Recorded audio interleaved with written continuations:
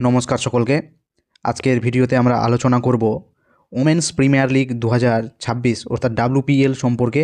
ডাব্লুপিএলের যে বিস্তারিত বিবরণ সেটা সম্পর্কে আজকে আলোচনা করব, যা ভবিষ্যতে আমাদের যে চাকরির পরীক্ষাগুলো হতে যাচ্ছে সেগুলো সম্পর্কে অবশ্যই গুরুত্বপূর্ণ বিষয় এটি। এবং তাছাড়াও জেনারেল নলেজ, যেহেতু মেয়েদের এটা একটা খেলা, তাই জন্য গুরুত্ব ভীষণ রয়েছে। তো চলুন প্রথম প্রশ্নগুলো আলোচনা করে নেওয়া যাক। তো প্রথম প্রশ্ন রয়েছে, ডাব্লুপিএল 2026 কততম সংস্করণ এটা হয়ে গেল? এটা কততম এডিশন ছিল ডাব্লুপিএল 2026 যে আয়োজিত হয়েছিল, যার বিজয়ী দল হচ্ছে রয়্যাল চ্যালেঞ্জার্স ব্যাঙ্গালোর আরসিবি। তো ডাব্লুপিএলের এটা হচ্ছে চতুর্থ সংস্করণ এটি হয়ে গেল সম্প্রতি ডাব্লুপিএলের। পরবর্তী প্রশ্ন, ওমেন্স প্রিমিয়ার লিগ 2026 এর প্রথম সংস্করণ কোন বছর আয়োজন হয়েছিল?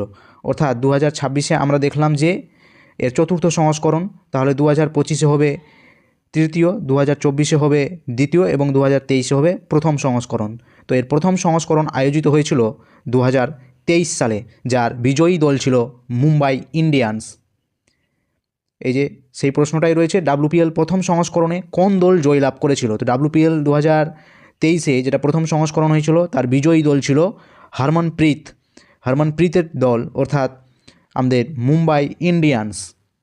পরবর্তী প্রশ্ন, এই যে আমরা দেখতে পাচ্ছি এখানে রয়েছে দেওয়া স্লাইডে, 2023 সালে হচ্ছে মুম্বাই ইন্ডিয়ান্স বিজয়ী ছিল এবং 2024 সালে অর্থাৎ দ্বিতীয় সংস্করণে আবার আরসিবি জিতেছিল, এবং 2025 সালে যে তৃতীয় সংস্করণ হয়েছে এর আগের বছর, সেখানেও মুম্বাই ইন্ডিয়ান্স কিন্তু বিজয়ী ছিল, অর্থাৎ মুম্বাই ইন্ডিয়ান্স কিন্তু দুবার জয়লাভ করেছে।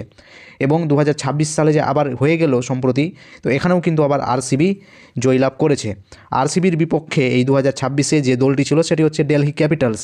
তো এই দিল্লি ক্যাপিটালস বা দিল্লি দলটি কিন্তু রানার্স আপ হয়েছে এবং জয়লাভ করেছে বেঙ্গালুরু, অর্থাৎ বেঙ্গালুরু কিন্তু এখানে দুবার জয়লাভ করেছে, আর মুম্বাই ইন্ডিয়ান্স কিন্তু এরা দুবার করে চারবার এই সংস্করণ কিন্তু হলো এই খেলাটা। পরবর্তী প্রশ্ন 4 নম্বর, যে ডাব্লুপিএল 2026 সালে শুরু হয়েছিল কোন স্টেডিয়াম থেকে? ভেরি ইম্পর্টেন্ট প্রশ্ন।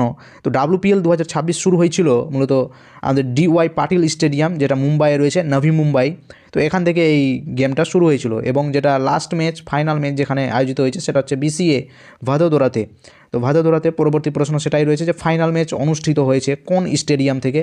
তো ভারতের বিসিএ ভাদোদরা মুম্বাইতে আছে, এখান থেকে কিন্তু হয়েছে। মুম্বাই না, সরি, এটা গুজরাট হবে। এখান থেকে কিন্তু এই ম্যাচটা আয়োজিত হয়েছে। ডাব্লুপিএল 2026 ফাইনাল কোন দুটি দলের মধ্যে অনুষ্ঠিত হয়েছে? ফাইনাল খেলা কোন দুটি দলের মধ্যে হয়েছে? Mumbai Indians, Royal Challenger Bengaluru no, Bangalore তো ছিল কিন্তু মুম্বাই ইন্ডিয়ান্স ছিল না। রয়্যাল চ্যালেঞ্জার ব্যাঙ্গালোর এবং দিল্লি, এই দুটি দলের মধ্যে কিন্তু আমাদের খেলাটা হয়েছে, যাদের ক্যাপ্টেন ছিল আমাদের স্মৃতি মান্দানা এবং জেমিমা রদ্রিগেজ। পরবর্তী প্রশ্ন, ডাব্লুপিএল 2026 চতুর্থ সংস্করণ জয়লাভ করেছে কোন দল? তো চতুর্থ সংস্করণ জয়লাভ করেছে আমাদের রয়্যাল চ্যালেঞ্জার্স বেঙ্গালুরু, আরসিবি কিন্তু এই দলটি এইবারের সংস্করণটি অর্থাৎ 2026 ডাব্লুপিএল কিন্তু জয়লাভ করেছে। পরবর্তী প্রশ্ন, 2026 ডাব্লুপিএল রয়্যাল চ্যালেঞ্জার্স বেঙ্গালুরু বিজয়ী দলের অধিনায়ক বা অধিনায়িকা কে ছিল? ক্যাপ্টেন কে ছিল? তো প্রত্যেকেই জানি ক্যাপ্টেন ছিল আমাদের স্মৃতি মান্দানা।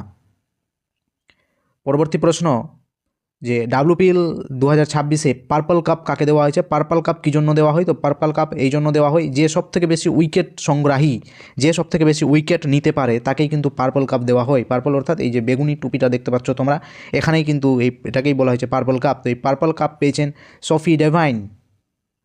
পরবর্তী প্রশ্ন রয়েছে যে অরেঞ্জ কাপ কাকে দেওয়া হয়েছে?